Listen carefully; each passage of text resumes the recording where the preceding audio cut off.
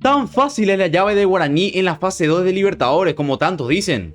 Mi sincera respuesta es que sí, es fácil, comparada a las otras llaves. O sea, solo hay una llave que digamos que es difícil, que es la de Argentinos Juniors contra Liga de Quito o Barcelona de Ecuador. Y el ganador de esa llave va en fase 3 seguramente contra Botafogo. Esa es la llave que diría difícil.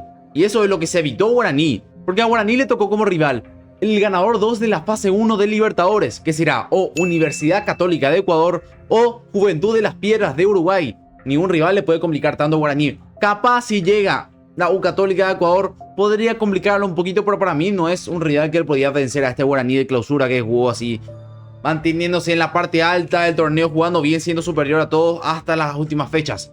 Llegue el que llegue ahí, para mí Guaraní tiene que pasar sin ninguna dificultad. El problema vendría en fase 3, que es o el DIM o Liverpool de Uruguay. Para mí, parejo ahí, parejo. Ninguno supera a Guaraní. En mi opinión, ninguno supera a Guaraní. Guaraní también podría pasar fácilmente. El que podría complicar capaz sea el DIM, porque en la liguilla de Colombia salió puntero y luego en el cuadrangular ahí quedó último.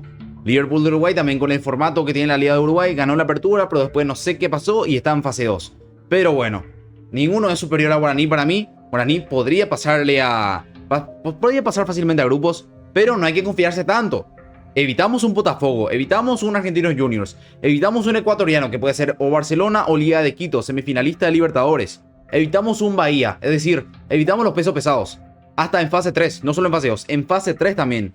Nos tocó uno de los caminos más fáciles. Eso es lo que quiero dar a entender. Y eso es lo que tampoco es tan fácil como que nos haya tocado un equipo, no sé, un equipo venezolano, digamos, no.